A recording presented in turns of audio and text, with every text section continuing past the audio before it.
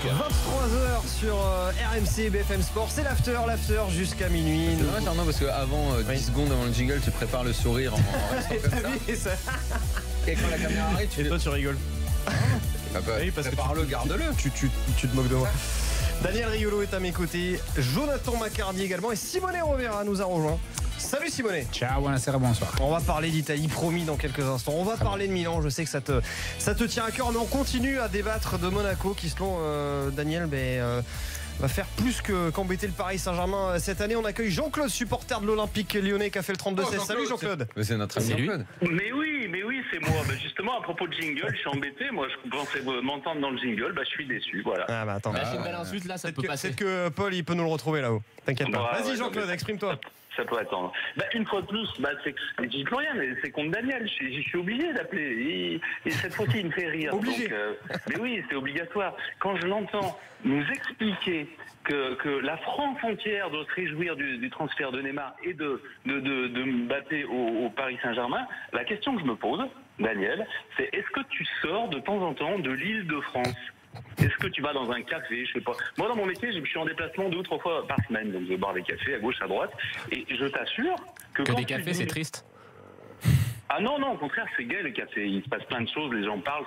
Que du café. Que du café, je te disais. Que du café, pardon. Ne coupe pas Jean-Claude, laisse-le développer. Bon, alors, ce que je veux te dire, c'est que quand tu expliques que tu as l'impression que les gens ne sont pas heureux que Mbappé va signer au PSG, qu'ils seraient plus heureux s'il allait au Real Madrid. Mais oui, mais évidemment, dès que tu sors de l'île de France, et je vais te poser une question, qu'est-ce que ça fait d'être devenu le club le plus détesté de France ? Avant, on disait que c'était Lyon. Mais depuis l'affaire Neymar, Mbappé, au moins, maintenant, on est tranquille, c'est Paris.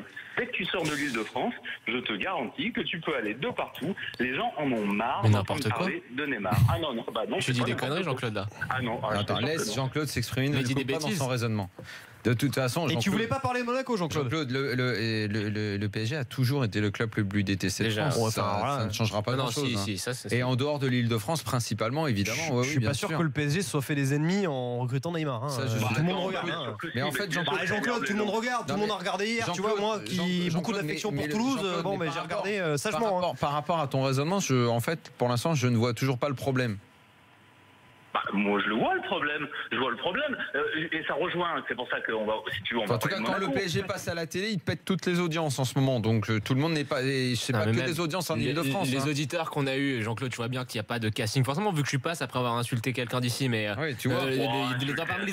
Parmi les auditeurs qu'on a eu, beaucoup étaient ravis de l'arrivée de Neymar. Je ne suis pas du supporter du Paris Saint-Germain. Moi, je suis désolé de te le dire, mais franchement, je pense que tu es le représentant d'une minorité. D'une minorité qui a le droit de s'exprimer et qui s'exprime, mais tu es vraiment le représentant d'une minorité. La minorité des cafés.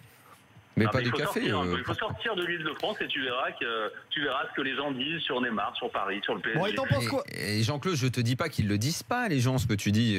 J'entends, contrairement à ce que tu penses, je sais ce que disent les gens.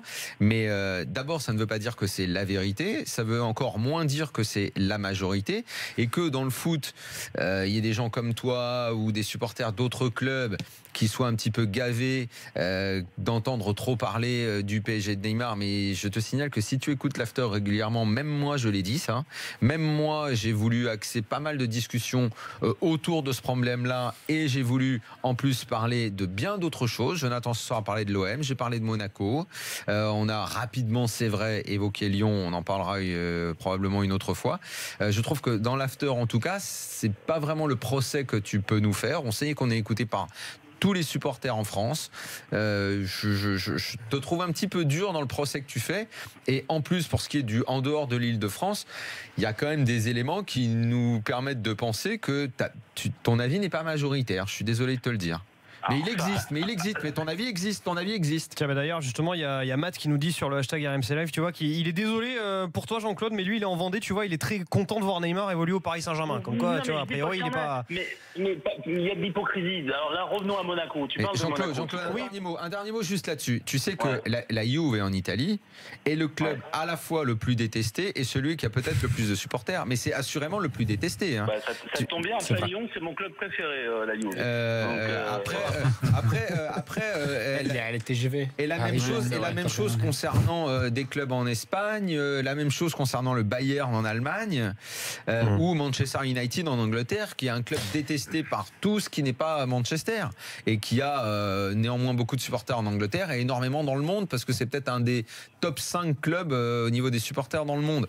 Donc tu vois, ton avis, je te demande quand même d'y réfléchir un petit peu, et tu vas voir que peut-être tu vas être amené à le modifier un brin quand même. Bon allez, on remercie Jean-Claude en tout cas d'avoir fait le 32-16 supporter de l'Olympique Lyonnais. Oui mais voilà, il a trop tardé. Par contre, regarde ce que Paul a retrouvé. Tu vois, j'avais envie de te dire que tu t'occupes un peu de ton cul, Daniel Rigaud. Ça nous ferait des vacances. Oh mais toi, tu sais que je n'avais jamais entendu la fin, ça nous ferait des vacances. J'ai jamais entendu qu'il avait dit ça à la fin. Mais voilà. Je trouve que c'est encore mieux. C'était avant que tu partes en vacances. C'est encore mieux. C'est pour toi le Martinez, on va te flageller un peu. Oh putain, j'avais jamais entendu la fin. C'est extraordinaire. En tout cas, je salue Jean-Claude, que j'ai pas eu l'occasion de saluer en direct. Voilà, maintenant c'est devenu un ami de l'after. On accueille les drôles de dames. On a accueilli Simone il y a quelques minutes. On accueille David Lorto et Philippe Auclair. Salut messieurs. Allô Fred, salut à tous. On espère que Fred Hermel. On l'embrasse d'ailleurs, Fred. Voilà, on embrasse Fred qui nous écoute sans doute. Simone qui est avec nous. Simone, ça va être à toi. Ça commence à se faire long, donc Fred, il faudrait te bouger un peu. Normalement, c'est pour bientôt. Simone, ton avis tranché. Il y a Alexis Sanchez. Tu veux pas parler? Il n'est pas au Real Madrid, monsieur. Il y avait les jingles, tu vois. Oui, il y a un jingle. Il parlait pas parce qu'il attendait. Mais oui, mais écoute, il est poli, tu vois. Il est comment ça marche à l'after, donc. Et s'il n'y avait pas de jingle, j'aurais fait un jingle moi-même à nouveau. Bon, Simone, tu vas faire hérisser les poils des supporters turinois justement, qui sont nombreux à nous écouter, puisque tu vas nous parler de Milan notamment, qui selon toi va redevenir la capitale du foot. Du Torino qui nous écoute. Tu sais, moi j'en connais par exemple, figure-toi. Du Torino. Ouais. Ah, comme tu as dit qu'il y avait beaucoup de supporters turinois qui nous écoutent. Donc du Torino. De la Juve et du Torino. Ah non, des Juventini alors. C'est plus des Torino alors. Des supporters de Turin si tu veux. Alors c'est du Torino. Mais figure-toi. Donc ils sont du Torino alors. Du Torino, j'en connais. Voilà. Qui est certainement en train de. Ce sont des Juventini. Oui, bon, enfin bref. Mais là, ils sont pas des Touraine, ils sont plus d'autres villes. Non, mais parce qu'il faut ça expliquer ça. À Milan, il y a énormément de supporters de la Juve aussi. Mais bon, ils ne seront pas contents d'écouter ce que je vais dire. Voilà. Mais plus que concerner Turin, ça concerne un peu plus Rome, qui dans les dernières saisons a été un peu la ville qui s'opposait à la Juve à niveau des grands clubs, la Roma surtout qui avait des résultats, mais même la Lazio a gagné des coupes, des supercoupes, donc a fait des bons résultats. Ce que j'ai vu déjà un peu sur l'été, qui a été extraordinaire de façon mercato pour les Milan et moins intéressant pour l'Inter, mais ce qu'on a vu hier sur la première journée, c'est que Inter et Milan vont sûrement être présents. C'était pas seulement un feu d'été, une amour d'été, c'est ce qu'on pouvait penser avec l'arrivée des Spalletti à l'Inter et les gros mercato de Milan. Mais je commence avec l'Inter parce que j'ai beaucoup parlé de Milan cet été. C'était normal avec les 200 millions, avec Kalinic qui va signer demain, qui va faire dépasser encore ce montant de 210 millions qui sont extraordinaires sur un mercato. Mais ce qui était magnifique de la victoire de l'Inter d'hier, c'est que 8 joueurs, je vais plus loin, que 11 joueurs sur 14 étaient les mêmes de la saison dernière. Ce qui a tout changé à l'Inter et ce qui fait comprendre les gâchis catastrophique de la saison dernière avec les changements des entraîneurs, l'arrivée des De Boer qui n'avait rien compris de foot italien et que j'espère pour lui qu'il va faire mieux en Première Ligue, c'est que l'Inter avait besoin d'un leader et l'a trouvé avec Spalletti qui a été capable de prendre tous les défauts de l'Inter, c'est-à-dire penser d'être plus grand de ce que c'était et faire devenir ces clubs, cette équipe un peu plus au niveau du terrain, du sol, c'est-à-dire pas dans les nuages, pas des grands champions, que de bons joueurs. Et on a vu hier soir dans une San Siro qui, pour la première fois depuis 10 ans, a dépassé les 50 000 spectateurs pour le premier match à domicile de l'Inter, que ça veut dire quelque chose. Redonne ce chiffre pour la première fois depuis 10 ans. Wow. C'était 53 000 en 2007, 2009. C'était 8 ans. Je me suis trompé. 8 ans. Non, pour la première journée.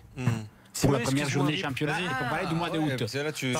Il y a un enthousiasme. Il y a une question de Philippe Auclair. Non, je suis comme Daniel, j'ai réagi. À la grande époque de l'Inter, tu faisais combien? Tu faisais quoi, 70, 75 000 ou pour les premières journées. Il parlait de la première Moi, journée. je parlais de la première journée. Ce qui m'a perturbé. Ouais. Oui, non, pour les premières journées dans les années 2000, oui, tu faisais normalement. Il y a eu des périodes. À Milan, il n'y a pas grand monde à cette période-là. Mais pour vous dire qu'il y avait 60 000 pour le match d'Europa League il y a 2 semaines du Milan, il y avait 50 000. Il y a un engouement qui revient là. Donc il y a en ce moment une vraie passion qui remonte à Milan, et pour ce que représente cette ville dans les footballs italiens, dans les footballs européens, ça peut que faire du bien. Dans une première journée où la moyenne des spectateurs était encore triste, 22 000 sur toute la Serie A, t'as quand même Milan qui, encore une fois, fait sortir un peu plus haut la tête à ces championnats italiens. Et quand tu vois les potentiels de cette équipe de l'Inter, le fait qu'il y a vraiment finalement un joueur au milieu qui utilise la tête et pas seulement les pieds, qui est Borja Valero, qui tu as une joueur comme Icardi qui va rester un joueur à 20 buts pour toute sa vie, je pense, pour toutes les saisons qu'il ferait dans n'importe quel championnat, parce que c'est un buteur extraordinaire. Tu te rends compte que l'Inter vraiment est carré cette année pour terminé là où il doit arriver. Personne ne demande à l'Inter de gagner les titres. Tout le monde demande à Spalletti, qui dans les dernières 7 saisons qu'il a fait en Serie A, seulement une fois resté dehors du top 4, on lui demande de rester dans le top 4. C'est l'entraîneur qui sait faire ça, il va faire ça. Et donc, ça, c'est non, mais c'est vrai, il y a des entraîneurs qui sont capables à gagner énormément de choses. Après, ils ont des périodes où tu veux que les virer. Mourinho, c'est extraordinaire sur certaines saisons. Sur certaines saisons, c'est catastrophique. Spalletti, si on sort les années du Zénith, tu l'as fait 2 fois premier, 1 fois deuxième. C'est deuxième, troisième, sixième. C'est un peu l'entraîneur challenger, quoi. Un peu. Mais c'est qu'a besoin l'Inter aujourd'hui de revenir en Ligue des Champions. Et concernant les Milan, ce qui a été extraordinaire, mais totalement de l'autre côté, en rapport à l'Inter, qu'ils ont une victoire, très simple, parce qu'après 5 minutes, les adversaires s'étaient réduits à 10, désolé.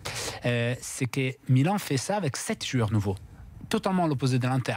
Tu as l'impression que Milan a une euphorie, fille du mercato, qui est magnifique. Les supporters ont envie de voir que des nouveaux joueurs arriver, qu'ils soient des champions, des cracks d'avenir, des joueurs comme Bonucci ou potentiellement comme Kessi, qui peut être, à mon avis, un des meilleurs milieux des prochains 5 ans en Italie ou en Europe. Et les autres joueurs qui sont restés au Milan, qui étaient là la saison dernière, c'est 2 joueurs de 98. Suso et un joueur de 99. Après, il y a Suso. Les joueurs de 99, c'est un vétéran, c'est Donnarumma aujourd'hui. Mais tu vois comment Milan, avec des grands stars et des joueurs qui sont sortis de son centre de formation, a réussi à faire quelque chose que je ne vais pas faire de comparaison avec la folie Neymar, parce que là, c'est un grand star incroyable. Tu peux, vu les sommes dépensées. Là, il avait abattu. Ça pose question d'ailleurs. Hein. Là, alors. Oui, au niveau des intérêts, des prêts, des garanties. Pour ouvrir une parenthèse, hier soir sur Sky Sport, durant l'émission d'après-match, on s'est posé la question, d'avant-match, on s'est posé la question, est-ce que Milan aura l'argent pour payer tous les crédits qu'il a fait? Milan, parce qu'on rappelle, ils ont recruté pour quoi, pour 210 millions. Voilà. Ils ont recruté, sachant qu'ils avaient un trou colossal à tomber. Les crédits, ça fait partie de l'enveloppe qu'il a eu besoin pour acheter le club, et ça fait partie de cette enveloppe aussi, a été utilisée aussi pour le mercato. Des taux d'intérêt dignes de crédits revolving. Taux d'intérêt qui sont les mêmes qui avaient prêté l'ancien président de l'Inter, l'ancien propriétaire, encore président Tohir, c'était les 10%. Donc voilà, pour faire un prêt dans le foot, c'est 10%. Mais bon, ça c'est un autre discours, c'est un peu compliqué. Ce que je voulais dire, pour terminer sur les Milan, qui fait une chose magnifique parce qu'il fait revivre une flamme, une ardeur, une passion à Milan qu'on n'avait pas vu depuis plusieurs saisons, depuis le départ d'Ibrahimovic, c'est que tu arrives à faire ça avec des bons joueurs et des jeunes. Et ça, c'est la meilleure des choses que peut faire Milan pour continuer à créer quelque chose qui peut faire arriver. Je ne dis pas les titres, là aussi. Les titres, c'est la Juve. Je suis convaincu qu'il faudrait vraiment une catastrophe parce que la Juve rate son titre. Mais revoir dans les premières 3-4 équipes, le 2000 la Roma, c'est celle qui risque de rester dehors ils ont fait une intersaison plutôt catastrophique, à mon avis. Très perplexe sur ce après, c'est la ville. Pour te dire, après une match amical perdu 4 ans face au Celta Vigo, les lendemains, dans la ville, c'était la catastrophe.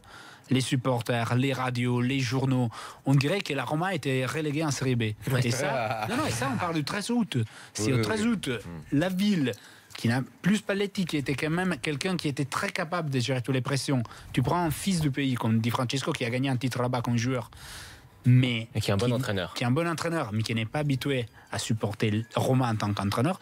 C'est pour ça qu'il dit Avec Roma me Rotti fait en un peu. tribune qui regarde. Mais Alors, je vais directement sur Totti parce que c'est l'autre chose dont je voulais parler. L'image d'hier qui m'a choqué dans certains moments, c'est de voir Totti en tribune en costard. Mais c'était pas pour l'effet de voir terminer effectivement une époque avec Totti joueur, mais tu vois vraiment quelqu'un qui n'a pas encore pris ses repères. Il va s'asseoir en tribune, il ne sait pas où s'asseoir entre les directeurs généraux, les directeurs sportifs. Tu vois qu'avant de s'asseoir, il regarde à droite, à gauche. Il demande aux autres où doit se placer. Quelqu'un qui a toujours eu sa place où il voulait sur le terrain, jusqu'à quand il pouvait. Après, sur les bancs, il provoquait quand même des soucis à aller voir sur les bancs parce que tout le monde savait que sa place était sur le terrain. Il doit s'asseoir en tribune, il ne sait pas où est sa place. Il n'a pas encore pris ses repères. C'est un peu comme un enfant qui doit s'asseoir aux tables des grands à Noël pour la première fois et attend que sa maman lui dise où s'asseoir. C'est étrange de voir Totti avec cette nouvelle figure sportive de consultant, assistante, un peu comme Maxwell au PSG qui, on ne sait pas encore quel est le rôle officiel, mais va avoir un rôle. Ah, Maxwell, il a déjà travaillé. Mais il est déjà commencé à travailler. c'est là où Jean d'Henrique. Voilà.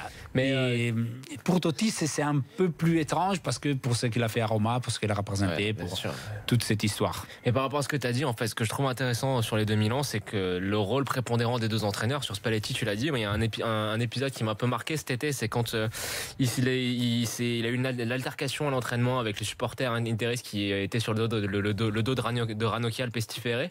Là, j'ai l'impression qu'il a vraiment marqué son territoire à partir de ce moment-là, même si déjà avant il avait fait preuve d'avoir beaucoup d'autorité. Et puis le deuxième entraîneur, c'est Montella. C'est un entraîneur sous-coté. Je pense que ça fait vraiment partie des futurs très très bons entraîneurs à l'échelle européenne, Montella. Ben là, c'est parce qu'il y a heureusement une très belle nouvelle génération italienne d'entraîneurs qui reviennent. Montella qui a fait des bons résultats à Catane, à Florence, pas à Sampdoria, mais avec Milan. Il y a une école qui est en marche. Peut-être on n'a pas les talents en tant que joueur, on en a, mais c'est un peu encore l'Italie d'il y a 10 ans. L'équipe Espoir, elle a de la gueule. Non, mais elle a de la gueule. Mais je dis pas qu'on n'a pas les Dembélé, les Mbappé, les Pogba, les un réservoir en défense centrale qui est assez extraordinaire. Mais l'Italie, c'est pour ça que je faisais la comparaison des 3 joueurs jeunes du Milan avec les stars et les Bonucci qui sont arrivés. On commence à voir quelque chose de beau, et je pense que ce que a fait Milan des deux côtés cet été, c'est vraiment les meilleurs symboles d'un foot italien qui redémarre et veut redémarrer forte. Et je pense qu'une ville comme Roma, qui avait toujours des clubs en Ligue des Champions ces dernières saisons, à partir de cet été, va avoir un peu des soucis à avoir sa place garantie en Ligue des Champions, même avec une place en plus. Tiens, je profite une petite parenthèse parce que j'y pense comme ça, ce qu'il y a à l'image, il y a le nouveau maillot de l'Inter. J'ai vu à peu près toutes les collections de nouveaux maillots de l'équipementier de l'Inter. Là, j'ai vu le magnifique nouveau maillot de Chelsea, je ne sais pas si vous l'avez vu hier. Hein. Donc en fait, Nike a décidé de pourrir un jeu de maillot, un équipement, et de l'histoire des couleurs d'un club, c'est le PSG. Pour le reste, c'est novateur, c'est beau, s'il n'y a pas de problème, tu vois. Je parle même pas de l'autre marque, parce que le maillot du Real est toujours très pur, très respectueux de la tradition. Ils délirent autant qu'ils veulent sur le deuxième et le third, s'ils veulent. Mais le maillot domicile, référence à l'histoire, le Liverpool, c'est bon. Je les ai à peu près tous vus, les nouveaux. Là, mention vraiment encore celui de Chelsea, extraordinaire. Celui de l'OM, sans sponsor, il est magnifique. Très bien. Oui, mais sans sponsor. Magnifique. Non, mais très bien aussi. Il est beau. Oui, mais ça sera juste pour cette année. Et donc Nike décide chaque année de s'éloigner toujours plus du maillot historique du PSG et de nous faire ces maillots auxquels on ne comprend rien du tout. Ça, c'est un grand mystère. Voilà, j'avais pas encore vu celui de l'Inter, tu vois, je viens de le voir là. J'ai vu la Juve aussi, très beau, très pur. Alors un coup, on fait des bandes un peu plus fines, un peu plus grosses. Ok, très bien. Le nouveau logo de la Juve, voilà, très bien et tout. Mais le PSG, le PSG, c'est année après année, on massacre et tout. Non, on n'est pas capable d'être en phase avec le maillot historique. Juste puisqu'on parle de ça, le nouveau logo de la Juve là qu'ils ont dévoilé là il y a quelques mois, c'est c'est très bien passé par les supporters. Franchement, c'est un coup de marketing très réussi. C'est même si ça, au moi, début, j'ai pas compris, quoi. On s'est posé des questions, mais non, c'est. Ils vendent beaucoup. Tu vois, même dans les grands surtout, clubs, parce que quand tu fais ça, parfois les puristes, oh non, machin. T'imagines si t'enlèves la Tour Eiffel là du logo du. J'ai vu ça avec les fous rumeurs d'aujourd'hui parce que ça m'a fait beaucoup marrer, mais quand même il y a une partie qui pourrait être vraie, c'est que Marchisio voudrait quitter de la Juve, on dit, et que Milan s'intéressait. Oula. Alors, j'y crois pas à Marchisio Milan. Mais ce qui me revient, c'est que avec l'arrivée de Matuidi, se rendre compte que la place au milieu, ça commence à devenir plus difficile pour lui, surtout parce que la Juve voudrait recruter. Mais dans quel état physique? Un milieu de terrain. Et il y a des chances que Matuidi, comme partout quand il va quelque part, il réussisse à se faire sa place. Il est dans quel état, même Marquisio, là? Lui considère d'être bien. Il est bien physiquement. Il n'a pas de blessure, il est à 100%. À 100%. Après une croisée, il faut toujours du temps pour revenir. Ça fait plus d'une année maintenant. Et la Juve considère que c'est quand même un symbole de cette équipe, un symbole de ce club. Joueur formé au club, probablement un futur capitaine. Après, si lui demande de partir, les choses peuvent changer. La Juve, jamais fait rester quelqu'un qui demande de partir. Si jamais Marquis demande de partir de la Juve, là, c'est vraiment un vrai tremblement de terre parce que ça veut dire que un joueur comme ça, qui ont passé il va se rendre compte que Matuidi va lui prendre sa place à côté de Pjanic. C'est fou. Je rigole parce que c'est tellement extraordinaire. Après Bonucci, penser à Marquisio. Marquisio, c'est pire que Bonucci. Ça m'a tellement étonné aujourd'hui que j'ai passé plusieurs coups de fil et on m'a dit c'est vrai qu'il n'est pas trop content de voir la Juve qui va chercher encore un milieu après Matuidi. Déjà, Matuidi l'a laissé un peu douteux, mais il sait qu'il faut lutter pour sa place. Mais une autre joueur en plus, ça lui peserait encore. Pourquoi là, ils sont 4 pour 2 postes, là. Il y a Khedira, Pjanic, Marquisio, Matuidi. 4 postes, mais ça arrive à 5, c'est 5 pour 2 postes, voire 3. Et Sturaro encore, qui, je rappelle toujours qu'il était titulaire à l'Euro 2016 en quart de finale et après il a disparu. Messieurs, on va parler de foot anglais dans un petit instant dans l'after sur RMC. On est toujours avec nos drôles de dames, Simone Rovera, Philippe Auclair qui nous parlera, je crois, d'Everton, David Lorto qui nous parlera tout à l'heure de Dortmund. Tiens, je vous donne ce résultat, enfin je vous redonne ce résultat si vous arrivez à l'instant. Un but partout, justement, entre Manchester City et Everton. Ce soir, c'était le match de clôture de la deuxième journée de Première Ligue. On en parle dans un instant sur RMC et BFM Sport dans l'after 23h22. À tout de suite.